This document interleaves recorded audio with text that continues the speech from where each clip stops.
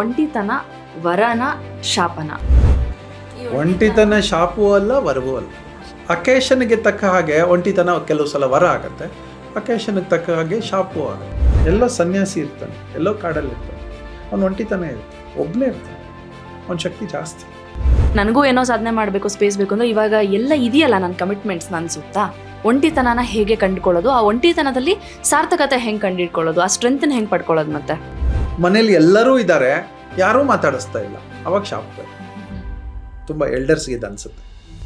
ತುಂಬ ದುಡ್ಡು ಮಾಡಿ ಅಹಂಕಾರ ಬಂದ್ಬಿಟ್ರು. ಅಹಂಕಾರದಲ್ಲಿ ಎಲ್ಲ ಫ್ರೆಂಡ್ಸು ರಿಲೇಷನ್ಸ್ ಎಲ್ಲರನ್ನೂ ದೂರ ಮಾಡ್ಕೊಂಡ್ಬಿಟ್ಟಿರ್ತಾರೆ.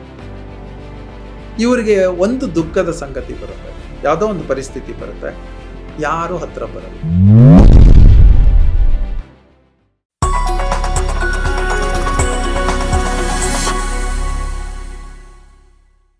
ಸಾಮಾನ್ಯವಾಗಿ ನಾವು ಜೀವನದಲ್ಲಿ ನಮ್ಮ ಜೊತೆಗೆ ಎಲ್ಲರೂ ಇದ್ದಾರೆ ಅಂತ ಸಂತೋಷ ಪಡ್ತಾ ಇರ್ತೀವಿ, ಬೀಗ್ತಾ ಇರ್ತೀವಿ. ಯಾವಾಗಲೂ ಒಂದು ಸತಿ ಅನಿಸುತ್ತೆ ನಾನು ಎಷ್ಟು ಒಂಟಿ ಆಗಿಬಿಟ್ಟೆ ಅಲ್ವಾ ಅಂತ ಬೇಜಾರು ಮಾಡ್ಕೊಳ್ತೀವಿ. ಅದಕ್ಕೆ ಕಾರಣ ನನ್ನ ಸುತ್ತ ಇರೋರು ಅಂತ ಅಂದ್ಕೊಳ್ತೀವಿ. ಇದು ಒಂದು ಭಾಗ. ಆದರೆ ಇನ್ನೊಂದು ಕಡೆ ಕೆಲವರು ಒಬ್ಬೊಬ್ಬರೇ ಇರೋ ಥರ ಕಾಣಿಸ್ತಾರೆ. ಅಂದರೆ ಆ ಝೋನಲ್ಲಿ ಅವರು ಕಂಫರ್ಟಬಲ್ ಆಗಿ ಕೂಡ ಇರ್ತಾರೆ. ಅದ್ರ ಬಗ್ಗೆ ಯಾವುದೇ ಕಂಪ್ಲೇಂಟ್ಸ್ ಕೂಡ ಇರಲ್ಲ. ಅವ್ರು ನೋಡಿ ಅನ್ಕೋತೀವಿ ಅದು ಹೆಂಗೆ ಒಬ್ಬೊಬ್ಬರೇ ಓಡಾಡ್ತಾರೆ, ಒಬ್ಬೊಬ್ಬರೇ ಹೋಗ್ತಾರೆ, ಹೆಂಗಿರೋಕ್ಕಾಗತ್ತೆ ಆ ಥರ ಒಬ್ಬೊಬ್ಬರೇ ಅಂತ. ಈ ಒಂಟಿತನ ಅನ್ನುವಂಥದ್ದು ನಮಗೆ ಬ್ಲೆಸ್ಸಿಂಗಾ ಅಲ್ವಾ? ಅದು ಸರಿನಾ ತಪ್ಪಾ, ಬೇಕಾ ಬೇಡವಾ? ಇದ್ರ ಬಗ್ಗೆ ಇವತ್ತು ಚರ್ಚೆ ಮಾಡೋಣ ವಿತ್ ಯೋಗಾತ್ಮ ಶ್ರೀಹರಿ ಅವರು. ನಮಸ್ಕಾರ. ನೀವು ಒಂಟಿ ಅನ್ನಿಸ್ತೀರಾ ಅಥವಾ ನಿಮ್ಮ ಸುತ್ತ ಯಾವಾಗಲೂ ಜನ ಇದ್ದಾರೆ ಅನ್ನಿಸ್ತಾರಾ? ಯಾವಾಗಲೂ ಜನ ಇದ್ದಾರೆ, ಆದರೆ ನಂಗೆ ಒಂಟಿತನ ಬೇಕು. ಬೇಕಾ? ಯು ಲೈಕ್ ಒಂಟಿತನ? ಯಾಕೆ? ಜನ ಜಾಸ್ತಿ ಆಯಿತು. ಬಟ್ ಒಂಟಿತನ ಆದರೂ ತುಂಬ ಖಾಲಿ ಅನ್ಸಲ್ವಾ? ಏನು ಒಂಟಿತನ ಅಂದರೆ ಏನು? ಒಳಗಿರೋದು. ಈಗ ಈ ಸ್ಟುಡಿಯೋ ನವೀನು ನೀವು ಇಲ್ಲ, ನಾನು ಒಬ್ಬಳೇ ಇದ್ದೀನಿ ಅಂದರೆ ಅದು ಒಂಟಿತನನಾ? ಈ ರೂಮಲ್ಲಿ ನಾನು ಒಬ್ಬಳೇ ಇದ್ದೀನಿ ಗಂಟೆಗಟ್ಟಲೆ, ಅದು ಸಂದರ್ಭಕ್ಕೆ ತಕ್ಕ ಹಾಗಿರುತ್ತೆ. ಕೆಲವು ಸಲ ಒಂಟಿಯಾಗಿದ್ದಾಗ, ತುಂಬ ಹೊತ್ತು ಒಂಟಿಯಾಗಿದ್ದ ಮೇಲೆ ಅನಿಸುತ್ತೆ ನಂಗೆ ಯಾರಾದರೂ 4 ಜನ ಬೇಕು ಅಂತ. ತುಂಬ ಜನ ನಿಮ್ಗೆ ಸ್ಪೇಸೇ ಕೊಡದೇ ಇರೋಷ್ಟು ಜನ ಇದ್ದಾರೆ, ರೆಸ್ಟ್ ತೊಗೊಳಕ್ಕಾಗದೇ ಇರೋಷ್ಟು, ಯೋಚನೆ ಮಾಡೋಕ್ಕಾಗದೇ ಇರೋಷ್ಟು ಜನ ಇದ್ದಾರೆ. ಆವಾಗ ಒಂಟಿತನ ಬೇಕು ಅನ್ಸುತ್ತೆ. ಹಾಗಿದ್ರೆ ಒಂಟಿತನ ವರನ ಶಾಪನ? ಒಂಟಿತನ ಶಾಪವೂ ಅಲ್ಲ ವರವೂ ಅಲ್ಲ, ಎರಡೂ. ಅದು ಎರಡೂ ಅಕೇಶನ್ಗೆ ತಕ್ಕ ಹಾಗೆ ಒಂಟಿತನ ಕೆಲವು ಸಲ ವರ ಆಗುತ್ತೆ, ಅಕೇಶನ್ಗೆ ತಕ್ಕ ಹಾಗೆ ಶಾಪವೂ ಆಗುತ್ತೆ. ಇದು ತುಂಬ ಕ್ಲೀಶೆ.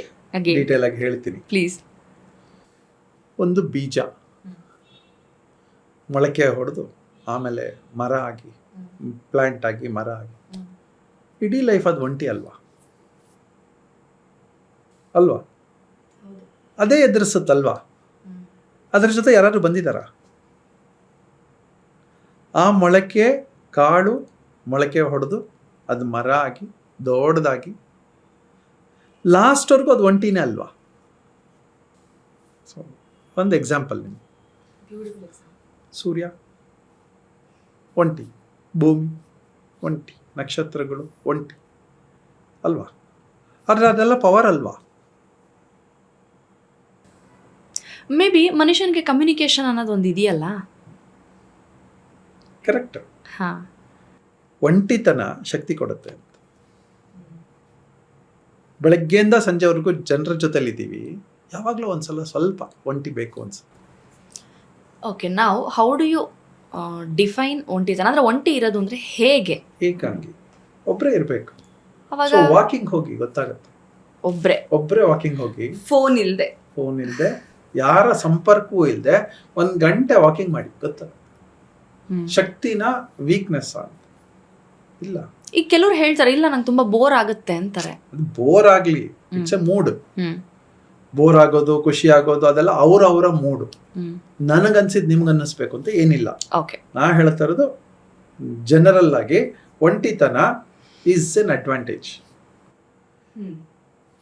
ನೀವು ಮಲಗೋದು ಒಂಟಿ ಅಲ್ವಾ? ನಿದ್ದೆ ಒಂಟಿ ಅಲ್ವಾ? ಸರಿ, ಹೌದು. ಎಚ್ಚರನೂ ಒಂಟಿನೇ ಅಲ್ವಾ? ನೀವು ಎದ್ದ ತಕ್ಷಣ ಎಲ್ಲರನ್ನೂ ಎಬ್ಬಿಸ್ತೀರಾ? ನಾನು ಹೇಳ್ತೀನಿ. ಸೊ ಅವರವರ ಸ್ಪೇಸ್ ಅವ್ರಿಗಿದೆ ಅಲ್ವಾ? ಸೊ ಒಂಟಿತನ ಅನ್ನೋದು space, you mean to say. ಅದು ಬೇಕಲ್ವಾ? ನೀವು ತುಂಬ ಖುಷಿಯಾಗಿ ಯಾವಾಗ ಇರ್ತೀರಿ ಅಂದರೆ ಒಬ್ರು ಇದ್ದಾಗ. ತುಂಬ ಖುಷಿ ಆಗೋದು ಯಾವಾಗ ಅಂದರೆ ಒಂಟಿಯಾಗಿದ್ದಾಗ. ಓಕೆ, ಇದು ಒಂದು ಅದು ಝೋನ್ ಬೇರೆನಾ? ಝೋನ್ ಬೇರೆ. ಈ ಜನರ ಜೊತೆ ಮಿಕ್ಸ್ ಆಗಿ ಚಿಕ್ಕ ಮಕ್ಕಳಿಂದ ತಗೋಣ. ಚಿಕ್ಕ ಮಗುವಿಗೆ ಅಮ್ಮ ಅಪ್ಪ ಇರಬೇಕು, ಜನ ಇರಬೇಕು, ಜನ ಓಡಾಡ್ತಾ ಇರಬೇಕು. ಆ ಮಗುವಿಗೆ ಒಂಟಿತನ ಬೇಡ. ಆ ಮಗುವಿಗೆ ಒಂಟಿತನಕ್ಕಿಂತ ಜನರ ಜೊತೆಲಿ ಇರಬೇಕು. ತುಂಬ ಜನ ಇದ್ದಾರೆ, ಎದ್ದು ಮುದ್ದಾಡ್ತಾ ಇದ್ದಾರೆ, ಮಗುವಿಗೆ ಸಾಕು ಅನ್ಸುತ್ತೆ. ಬರ್ಡೇ ದಿನಗಳಲ್ಲಿ ಹಿಂಸೆ ಆಗುತ್ತೆ. ಬರ್ಡೇ ದಿನ ಡ್ರೆಸ್ ಹಾಕ್ಬಿಟ್ಟು ಎಲ್ಲರೂ ಬಂದು ಫೋಟೋ ಹಿಡ್ಕೊಂಡು ತುಂಬ ಜನ, ಅದರ ಮಗು ಅಳ್ತಾ ಇರುತ್ತೆ. Correct, usually it happens. ಅದಕ್ಕೆ ಸ್ಪೇಸ್ ಬೇಕು, ಅವಾಗ ಅದಕ್ಕೆ ನಿದ್ದೆ ಬೇಕು, ಅದಕ್ಕೇನೋ ಹಸಿವಾಗಿದೆ, ಅದಕ್ಕೆ ಖುಷಿಯಾಗಿ ಯಾವುದೋ ಒಂದು ಗಿಫ್ಟ್ ಬಂದಿದೆ, ಆ ಗಿಫ್ಟ್ ಜೊತೆ ಆಡ್ತಾ ಇರುತ್ತೆ. ಒಂಟಿತನ ಅದು. ಆ ಒಂಟಿತನ ಆ ಮಗುವಿಗೆ ಬೇಕು. ಲೋನ್ಲಿನೆಸ್ಸಾ ಅಲೋನಾ ಇದು ಪ್ರಶ್ನೆ ಗ್ರಾಮರ್ ಅಲ್ಲ, ಗ್ರಾಮರ್ ಕ್ಲಾಸ್ ಅಲ್ಲ ನಾವು ಮಾಡ್ತಾರೆ. ಒಬ್ಬರೇ ಇರೋದು, ಒಟ್ಟಾಗಿರೋದು ಅಷ್ಟೇ ವಿಷಯ ಇಲ್ಲಿ. ಅದರ ಸೀಕ್ವೆನ್ಸ್ ತುಂಬ ಜನ ಹೇಳಿದ್ದಾರೆ. ಲೋನ್ಲಿನೆಸ್ಸೇ ಬೇರೆ, ಅಲೋನ್ ಆಗಿರೋದೇ ಬೇರೆ. ಇದನ್ನು ಗೊಳೋ ಅಂದವರು ಇದ್ದಾರೆ, ಖುಷಿ ಅಂದವರು ಇದ್ದಾರೆ. ಕವಿಗೆ ಒಂಥರ ಅನಿಸುತ್ತೆ, ವೇದಾಂತಿಗೆ ಇನ್ನೊಂದು ಥರ ಅನಿಸುತ್ತೆ. ನಾನು ಎರಡೂ ಅಕೇಶನ್ ಒಂಟಿಯಾಗಿ ತುಂಬ ಬೋರ್ ಹೊಡೆದಾಗ ಬರ್ತೀನಿ, ಮತ್ತೆ ಎಲ್ಲರ ಜೊತೆ ಬರೆಯೋಕ್ಕೆ. ಎಲ್ಲರ ಜೊತೆ ಬೆರೆತು ಬೋರ್ ಆದಾಗ ಮತ್ತೆ ಒಂಟಿಯಾಗಿ ಹೋಗ್ತೀನಿ. ಈ ಎಲ್ಲರ ಜೊತೆಗೆ ಬೆರೆತು ಬೋರ್ ಆಗೋದು ಅನ್ನೋದಿದೆಯಲ್ಲ, ಅದೇ ಒಂದು ಡಿಫ್ರೆಂಟ್ ಫೀಲ್ ಅನ್ಸುತ್ತೆ. ಅಂದರೆ ಕಾಮನ್ ಆಗಿ ಅನ್ಕೊಳ್ಳಲ್ಲ, ನಮ್ಮ ಸುತ್ತ ಜನ ಇದ್ರೆ ನಮಗೆ ಬೋರ್ ಆಗಲ್ಲ, ಟೈಮ್ ಪಾಸ್ ಆಗುತ್ತೆ ಅನ್ಕೋತೀವಿ.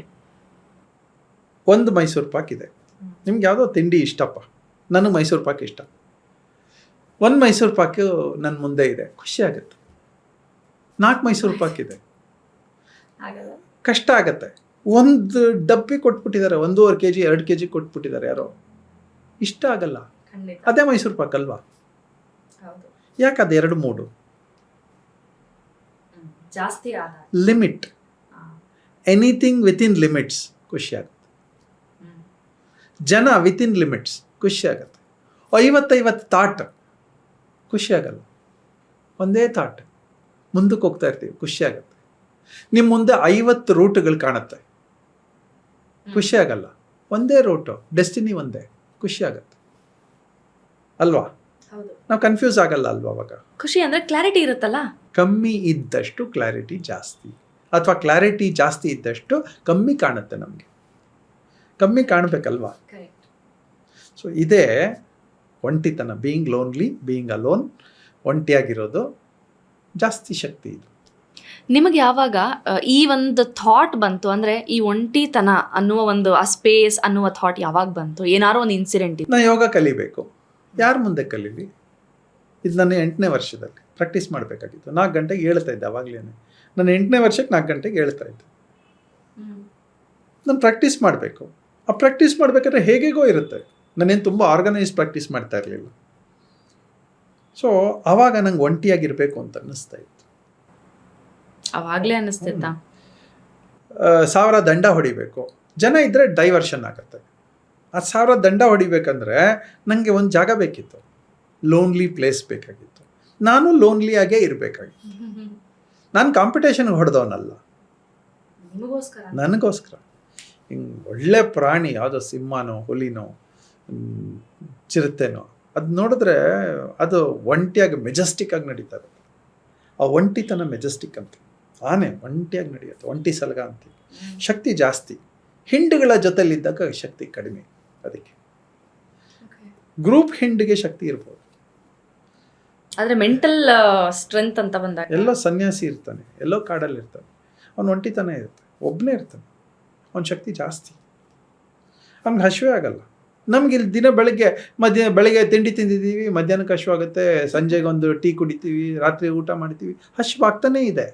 ಆದರೆ ಅದೇ ಸನ್ಯಾಸಿ ನಾನೇ ಹಿಮಾಲಯಕ್ಕೆ ಹೋದರೆ ಒಂದು ದಿನಕ್ಕೆ ಒಂದ್ಸಲ ಊಟ ಮಾಡಿದ್ರೆ ಹೆಚ್ಚು. ಅವೈಲೇಬಲ್ಲೇ ಇಲ್ಲ ಅಂದರೆ ಊಟವೇ ಬೇಡ ಅನ್ಸುತ್ತೆ. ಸೊ ಒಂಟಿತನ ನಮ್ಮನ್ನು ಬಿಡುಗಡೆ ಮಾಡುತ್ತೆ, ಸಂಕೋಲೆಗಳಿಂದ, ಅನ್ವಾಂಟೆಡ್ ಸಂಕೋಲೆಗಳಿಂದ ಬಿಡುಗಡೆ ಮಾಡುತ್ತೆ. ಒಂದು ಚಿಕ್ಕ ಕತೆ ಹೇಳ್ತೀನಿ. ಯಾರೋ ಹೇಳಿದ್ದು, ತುಂಬ ಚೆನ್ನಾಗಿತ್ತು. ಒಬ್ಳು ಅಸ್ಟ್ರೋನಾಟ್ ಹೆಂಡ್ತಿ ಬೀಗ್ತಾ ಇರ್ತಾಳೆ, ನನ್ನ ಗಂಡ ಅಸ್ಟ್ರೋನಾಟ್ ಅಂತ. ಅವನು ತುಂಬ ಚೆನ್ನಾಗಿ ನಡೆಸ್ಕೋತಾ ಇರ್ತಾನೆ. ಒಂದಿನ ಕರೆ ಬರುತ್ತೆ, ಅವ್ನು ಮೂನ್ಗೆ ಹೋಗ್ಬೇಕಾಗತ್ತೆ, ಮೂನ್ಗೋ ಮಾರ್ಸ್ಗೋ ಎಲ್ಲೋ ಒಂದು ಮಿಷನ್ ಮೇಲೆ ಹೋಗ್ಬೇಕಾಗತ್ತೆ. ಇವಳು ಅವತ್ತಿನ ದಿನದಿಂದ ಒಂಟಿ. ಅವನು ಹೋದರೆ ಇನ್ನು ಎಷ್ಟು ವರ್ಷ ಆಗುತ್ತೋ ಬರೋದು ಗೊತ್ತಿಲ್ಲ ಅಲ್ವಾ. ಸೊ ಅವಳಿಗೆ ಯೋಚನೆ ಶುರು ಆಗುತ್ತೆ, ಅಷ್ಟೇ ಒಂಟಿತನ, ಆ ಬೀಗುವಿಕೆ ಎಲ್ಲ ಇಳಿದೋಗುತ್ತೆ. ಸೊ ಇವರು ಒಂಟಿ, ಅಸ್ಟ್ರೋನಾಟು ಒಂಟಿ. ಸೊ ಹೀಗೆ ಒಂಟಿತನ ಶಾಪವೂ ಹೌದು, ವರವೂ ಹೌದು, ಆ ಸಂದರ್ಭಕ್ಕೆ ತಕ್ಕ ಹಾಗೆ. ಈಗ ನಮ್ಮ ಆಡಿಯನ್ಸ್ಗೆ ಇನ್ನೇನು ಪ್ರಶ್ನೆ ಬಂದಿರ್ಬೋದು ಅಂತ ಯೋಚನೆ ಮಾಡ್ತಾ ಇದ್ದೆ, ಅದನ್ನು ಕೇಳಕ್ಕೆ ಟ್ರೈ ಮಾಡ್ತೀನಿ.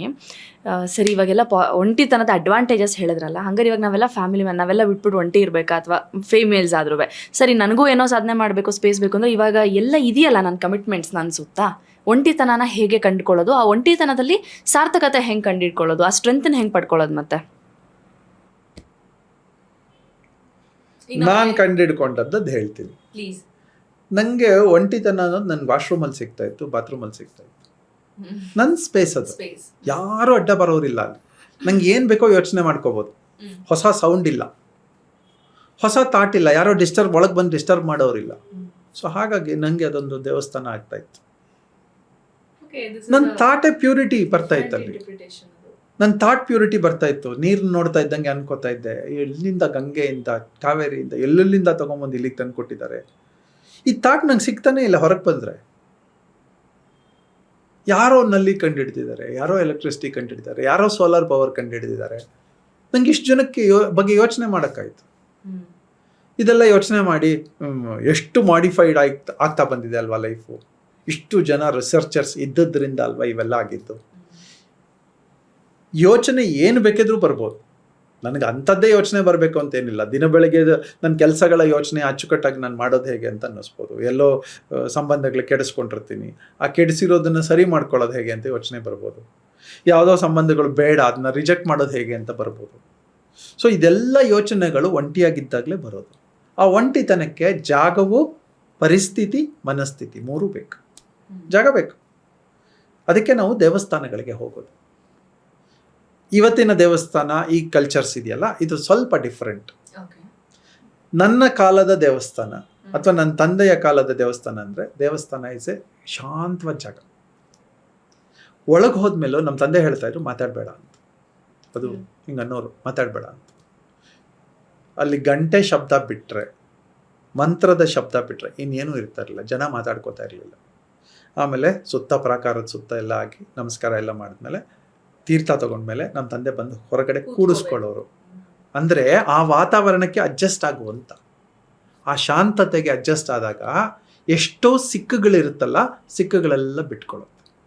ಮನಸ್ಸಿಗೆ ನೂರಾರು ಸಿಕ್ಕುಗಳು, ಅಂದರೆ ಒಂದು 50-100 ಥಾಟ್ಸ್ ಇರುತ್ತೆ, ಕನ್ಫ್ಯೂಸ್ಡ್ ಥಾಟ್ಸ್ ಇರುತ್ತೆ, ಯಾವುದು ಬಿಡಿಸ್ಕೊಳ್ಳೋಕ್ಕಾಗಿರಲ್ಲ. ಅಲ್ಲಿ ಕೂತಾಗ ಎಲ್ಲ ಬಿಡಿ ಬಿಡಿಯಾಗಿ ಬರುತ್ತೆ, ಬಿಡುಗಡೆ ಸಿಗುತ್ತೆ, ಒಂದೊಂದಕ್ಕೂ ಒಂದು ಲಾಜಿಕಲ್ ಎಂಡ್ ಸಿಗುತ್ತೆ. ಹಾಗಾಗಿ ಅಲ್ಲಿ ಶಾಂತತೆ ಬೇಕು. ಆ ಶಾಂತತೆ, ಪ್ರಶಾಂತತೆ, ಇದನ್ನೇ ನಾವು ಏಕಾಂಗಿತನ ಅಂತ ಕರಿತೀವಿ. ಜೊತೆಲೇ ಇರ್ತಾರೆ ಪರವಾಗಿಲ್ಲ, ಆದರೂ ಒಂಟಿಯಾಗಿರಿ ಯೋಚನೆಗೆ. ಹಾಗಾಗಿ ನಾವು ಧ್ಯಾನಕ್ಕೆ ಅಂತ ಕೂತ್ಕೊಳ್ಳೋದು. ಯಾಕೆ ಕಣ್ಮುಚ್ಚೆ ಕೂತ್ಕೊಳ್ಳೋದು ಅಂದರೆ, ಒಂದು ಒಳಕ್ಕೆ ಹೋಗ್ತೀವಿ ಅಂತ. ಎರಡನೇದು, ಬೇರೆಯವ್ರು ನೋಡಿದ ತಕ್ಷಣನೇ ನಾನು ಕಣ್ಣು ಬಿಟ್ಕೊಂಡಿದ್ರೆ ಮಾತಾಡಿಸ್ತಾರೆ, ಕಣ್ಣು ಮುಚ್ಚಿದ್ರೆ ಮಾತಾಡಿಸಲ್ಲ. ಇನ್ನೊಂದು ಉದಾಹರಣೆ ಕೊಡ್ತೀನಿ. ಒಂದು ಸತ್ಸಂಗ ನಡೀತಾ ಇತ್ತಂತೆ. ಒಬ್ಬ ಗುರು ಸುತ್ತ ಒಂದು 15-20 ಜನ ಕೂತ್ಕೊಂಡು ಕೇಳ್ತಾ ಇದ್ದಾರೆ. ಗುರು ಮಾತಾಡ್ತಾ ಇರಬೇಕಾದ್ರೆ ಅರ್ಥಕ್ವೇಕ್ ಆಯ್ತಂತೆ. ಅಲ್ಲಿದ್ದವರೆಲ್ಲ ಎದ್ದು ಓಡಿದ್ರಂತೆ, ಎಲ್ಲ ಓಡಿದ್ರಂತೆ. ಗುರು ಮಾತ್ರ ಅಲ್ಲೇನು ಕೂತಿದ್ನಂತೆ. ಸ್ವಲ್ಪ ಹೊತ್ತಾಯಿತು, ಎಲ್ಲ ಶಾಂತವಾಯಿತು. ಒಂದು ಅರ್ಧ ಗಂಟೆ ಆದಮೇಲೆ ಎಲ್ಲ ವಾಪಸ್ ಬಂದ್ರಂತೆ ಅಲ್ಲಿಗೆ. ಏನೂ ಆಗಿಲ್ಲ, ಡ್ಯಾಮೇಜ್ ಏನೂ ಆಗಿಲ್ಲ, ಶೇಕ್ ಆಯ್ತು ಅಷ್ಟೆ. ಬಂದಮೇಲೆ ಎಲ್ಲರೂ ಒಂದೇ ಪ್ರಶ್ನೆ, ನಾವೆಲ್ಲ ಹೊರಗೋಡಿದ್ವಿ, ನೀವು ಯಾಕೆ ಇಲ್ಲೇ ಇದ್ರಿ ಅಂತ. ನೀವೆಲ್ಲ ಹೊರಗೋಡಿದ್ರಿ, ನಾವು ಒಳಗೆ ಓಡಿದೆ ಅಂತ. ನಾವು ಒಳಗಡೆ ಹೋದೆ ಅಂತ. ಸೊ ದೇರ್ ಕಮ್ಸ್ ಅಧ್ಯಾತ್ಮ. ಅದೇ ಅಧ್ಯಾತ್ಮ ಅಂತ. ನೀವು ಹೊರಗಡೆ ಹೋಗಿ ಅರ್ಥಕ್ವೇಕಾಗಿ ರಸ್ತೆಯಲ್ಲಿ ಬಿರುಕು ಬಿಟ್ಕೊಂಡ್ರೆ ನಾನು ಆರಾಮಾಗಿದ್ದಪ್ಪ. ಸೊ ಈ ಆರಾಮಾಗಿರುವಿಕೆಗೆ ಒಂದು ಮನಸ್ಥಿತಿ, ಅದಕ್ಕೊಂದು ಪರಿಸ್ಥಿತಿ ಬೇಕಲ್ವಾ? ನಿಜ. ಸೊ ಇದೇನೆ ಏಕಾಂಗಿತನ. ಓಕೆ, ಇವಾಗ ನಾವಿದು ವರ ಅನ್ನೋ ಆಸ್ಪೆಕ್ಟಲ್ಲಿ ಮಾತಾಡಿದ್ವಿ. ಯಾವಾಗ ಅದು ಶಾಪ ಆಗಬಹುದು? ಯಾವ ಅತಿರೇಕ ಒಂದು ಬಾರ್ಡರ್ನ ಕ್ರಾಸ್ ಮಾಡಿದ್ರೆ ಈ ಒಂಟಿತನ ಶಾಪ ಆಗ್ಬೋದು? ವಯಸ್ಸಾಗೋಗಿರುತ್ತೆ, ದುಡ್ಡು ಇಲ್ಲ, ಜನವೂ ಇಲ್ಲ, ಕಾಯಿಲೆನೂ ಬಂದಿದೆ. ಆವಾಗ ಇದು ಶಾಪ್. ಮನೇಲಿ ಎಲ್ಲರೂ ಇದ್ದಾರೆ, ಯಾರೂ ಮಾತಾಡಿಸ್ತಾ ಇಲ್ಲ, ಅವಾಗ ಶಾಪ್. ತುಂಬ ಎಲ್ಡರ್ಸ್ಗೆ ಇದು ಅನಿಸುತ್ತೆ. ಎಲ್ಲರೂ ಇದ್ದಾರೆ, ಎಲ್ಲ ಓಡಾಡ್ಕೊಂಡಿದ್ದಾರೆ, ಆದರೆ ನನ್ನನ್ನು ಮಾತಾಡಿಸ್ತಾ ಇಲ್ವಲ್ಲ ಇವ್ರು ಯಾರು ಅಂತ ಅನಿಸುತ್ತೆ. ಅದು ಶಾಪ್. ತುಂಬ ದುಡ್ಡು ಮಾಡಿ ಅಹಂಕಾರ ಬಂದ್ಬಿಟ್ಟಿರುತ್ತೆ. ಅಹಂಕಾರದಲ್ಲಿ ಎಲ್ಲ ಫ್ರೆಂಡ್ಸು ರಿಲೇಷನ್ಸ್ ಎಲ್ಲರನ್ನೂ ದೂರ ಮಾಡ್ಕೊಂಡ್ಬಿಟ್ಟಿರ್ತಾರೆ. ಇವರಿಗೆ ಒಂದು ದುಃಖದ ಸಂಗತಿ ಬರುತ್ತೆ, ಯಾವುದೋ ಒಂದು ಪರಿಸ್ಥಿತಿ ಬರುತ್ತೆ, ಯಾರೂ ಹತ್ರ ಬರಲ್ಲ. ಭೂತಯ್ಯನ ಮಗ ಅಯ್ಯೋ. ಸೊ ಆವಾಗ ಶಾಪ. ಈ ಥರದ್ದು ನಮಗೆ ನಾವೇ ಅನಲೈಸ್ ಮಾಡ್ಕೋಬೋದು. ನಾವು ನಡ್ಕೊಳ್ಳುವ ರೀತಿಯಲ್ಲಿ ಎಷ್ಟು ಹೊತ್ತು ಏಕಾಂಗಿತನ ಬೇಕೋ, ಎಷ್ಟು ಹೊತ್ತು ಜನ ಬೇಕು. It's A plan. ಇದೊಂದು ಮ್ಯಾನೇಜ್ಮೆಂಟ್. ಇದು ಅಡ್ವೊಕೇಸಿ ಅಲ್ಲ. ನಾನು ಹೇಳ್ತಾ ಇರೋದು ಜಡ್ಜ್ಮೆಂಟ್. ಜಡ್ಜ್ಮೆಂಟಲ್ಲಿ ಏಕಾಂಗಿತನ ಯಾವಾಗ ಬೇಕು, ಒಟ್ಟಾಗಿ ಬದುಕುವ ಪರಿಸ್ಥಿತಿ ಯಾವಾಗ ಬೇಕು ಅಂತ. ಈ ಎರಡೂ ಈಸ್ ಎ ಪ್ಲ್ಯಾನ್.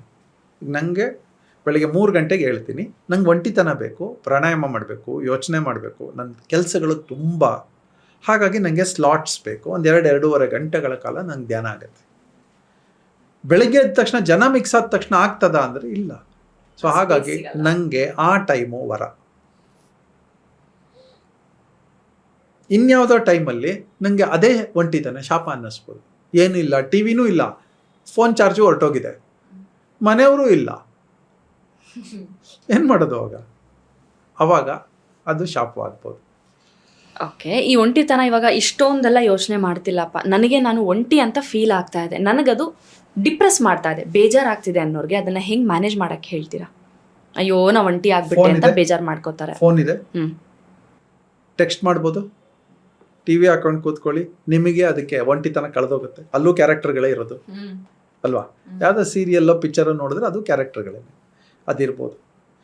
ಫ್ರೆಂಡ್ಸ್ ಇರ್ತಾರೆ, ಅಕ್ಕಪಕ್ಕದ ಮನೆಯವ್ರ ಜೊತೆ ಮಿಕ್ಸ್ ಆಗಿ ಮಾತಾಡಿ, ಬಿಗುಮಾನ ಒಂದು ಸ್ವಲ್ಪ ನಾವು ಲಿಬರಲ್ ಆಗಿದ್ದರೆ ಜೇಬಲ್ಲಿ ದುಡ್ಡಿರುತ್ತೆ, ಯಾರನ್ನಾದ್ರೂ ಕಾಫಿ ಕರ್ಕೊಂಡೋಗಿ, ತಿಂಡಿ ಕರ್ಕೊಂಡೋಗಿ, ದುಡ್ಡು ಕೊಡಿ. ನಾನು ಇದೆಲ್ಲ ಮಾಡ್ತೀನಿ. ನಂಗೆ ಒಂಟಿ ಅನ್ನಿಸ್ದಾಗ 4 ಜನಕ್ಕೆ ಫೋನ್ ಮಾಡ್ತೀನಿ, ತಿಂಡಿ ತಿನ್ನವಾ ಇವತ್ತು, ಅಷ್ಟೇ. ಅವ್ರಿಗೂ ಹಂಗೆ ಅನ್ನಿಸ್ತಾ ಇದ್ರೆ ನನ್ನ ಜೊತೆ ಬರ್ತಾರೆ. ಇದು ಮ್ಯಾನೇಜ್ಮೆಂಟ್ ಅಷ್ಟೇ. ಈ ತುಂಬ ಪ್ರಾಬ್ಲಮ್ಮಾ ಒಂಟಿತನ ಅಂದರೆ ಅಲ್ಲ. ಒಂಟಿತನದ ಮ್ಯಾನೇಜ್ಮೆಂಟು ಹೌದು, ತುಂಬ ಜನ ಇದ್ದಾಗ ಮ್ಯಾನೇಜ್ ಮಾಡೋಕ್ಕೂ ಬರಬೇಕು. ಈ ಎರಡೂ ಮ್ಯಾನೇಜ್ಮೆಂಟೇ. ಯಾರಿಗೋಸ್ಕರ ಅಂದರೆ ನನ್ನ ನೆಮ್ಮದಿಗೋಸ್ಕರ. ಎಷ್ಟೋ ಸಲ ನನಗೆ ಒಂಟಿತನ ಬೇಕನ್ಸುತ್ತೆ, ಎಷ್ಟೋ ಸಲ ನನಗೆ ಜನ ಬೇಕು ಅನ್ಸುತ್ತೆ. ಈ ಎರಡೂ ಸಹಜವಾಗಿ ಆಗುವಂಥದ್ದು. It is not inhuman. Training ಬೇಕು ಇದಕ್ಕೆ. ಒಂಟಿತನದಲ್ಲಿ ಬಲವಂತವಾಗಿ ಬದುಕೋದಕ್ಕೂ ಒಂದು ಟ್ರೈನಿಂಗ್ ಬೇಕು. ವೆಸ್ಟಲ್ಲಿ ಒಂದು ಮಗು ಹುಟ್ಟಿದ ಮೇಲೆ 2ನೇ ವರ್ಷಕ್ಕೋ 3ನೇ ವರ್ಷಕ್ಕೋ ಪಕ್ಕದ ರೂಮಿಗೆ ಬಿಟ್ಬಿಡ್ತಾರೆ. ಆ ಮಗು ಒಂಟಿ ಅಲ್ವಾ, ಆ ಒಂಟಿತನದ ಟ್ರೈನಿಂಗ್ ಆಗುತ್ತೆ. ಗೊತ್ತು, ಆ ಮಗುವಿಗೂ ಗೊತ್ತು ಪಕ್ಕದ ರೂಮಲ್ಲಿ ಅಪ್ಪ ಅಮ್ಮ ಇದ್ದಾರೆ ಅಂತ. ಅಪ್ಪ ಅಮ್ಮನಿಗೂ ಗೊತ್ತು, ಮಗು ಹತ್ರ ಅಲ್ಲಿಗೆ ಬರುತ್ತೆ ಅಂತ. ಸೊ ಬಿಡ್ತಾರೆ, ಅದನ್ನು ಆ ರಿಸ್ಕ್ ತಗೋತಾರೆ. ಸೊ ಮಗುವನ್ನು ಒಂಟಿಯಾಗಿ ಬಿಟ್ಟು ಅಭ್ಯಾಸ ಮಾಡ್ತಾರೆ. ನಮಗೆ ಅದು ಇನ್ಹ್ಯೂಮನ್ ಆಗಿ ಕಾಣುತ್ತೆ, ಅದು ಮಾನವೀಯತೆ ಅಲ್ಲ ಅಂದಂಗೆ ಕಾಣುತ್ತೆ. ಆದರೆ ಅದು ಟ್ರೈನಿಂಗ್. ಅದು ಒಂಟಿಯಾಗಿ ಬದುಕುವ ಟ್ರೈನಿಂಗ್. 2 ರೀತಿಯಾದ ಅಡ್ವಾಂಟೇಜು ಇದೆ, ಡಿಸ್ಅಡ್ವಾಂಟೇಜು ಇದೆ. ನಮ್ಮಲ್ಲಿ ಒಂಟಿಯಾಗಿ ಬಿಡಲ್ಲ, ನಾವು ಮಕ್ಕಳನ್ನ ಜೊತೆಲೇ ಇಟ್ಕೊಂಡಿರ್ತೀವಿ. ಕಡೆಯವರೆಗೂ ನಮಗೆ ಕಷ್ಟನೋ ಸುಖನೋ ಹೊಂದ್ಕೊಂಡೇ ಹೋಗ್ತಾ ಇರ್ತಾರೆ. ಮದುವೆ ಆದಮೇಲೆ ಕೂಡ ಗಂಡ ಹೆಂಡತಿ ಜಗಳನೂ ಆಡ್ತಾರೆ, ತುಂಬ ದೀರ್ಘವಾದ ಜಗಳ ಆಡ್ತಾರೆ, ಆದರೆ ಹೊಂದ್ಕೊಂಡು ಅಲ್ಲೇ ಇರ್ತಾರೆ ಅಲ್ವಾ? ಅವರಲ್ಲಿ ಗಂಡ ಹೆಂಡತಿ ಜಗಳ ಆಡಿದ ತಕ್ಷಣವೇ ಅವ್ರು ಡೈವರ್ಸ್ ಆಗ್ತಾರೆ. 2 ಜಗಳಕ್ಕೆ ಡೈವರ್ಸ್ ಆಗ್ತಾರೆ. ನಮ್ಮಲ್ಲಿ ದಿನಕ್ಕೆ 20 ಜಗಳ ಆಗುತ್ತೆ. ನಾವು ಆಗಲ್ಲಪ್ಪ, ನಮ್ಮಲ್ಲಿ ಆಗಲ್ಲ. ಯಾಕೆಂದರೆ ನಮ್ಮ ಕಲ್ಚರ್ ನಾವು ಟ್ರೈನ್ ಮಾಡಿರೋದು ಹೀಗೆ, ಅವ್ರು ಟ್ರೈನ್ ಮಾಡಿರೋದು ಹಾಗೆ. ಅವರಲ್ಲಿ ಸತ್ತಾಗ, ವೆಸ್ಟರ್ನರ್ಸಲ್ಲಿ ಸತ್ತಾಗ, ಅಥವಾ ಡೆವಲಪ್ಡ್ ಥಾಟ್ಸ್ ಇರೋರು ಅಲ್ಲಿ ಆ ಮನೆಗಳಲ್ಲಿ ಸತ್ತಾಗ ಅದು ಒಂದು 3 hours ಗ್ಯಾಪ್ ಕೊಡ್ತಾರೆ ಅಷ್ಟೆ.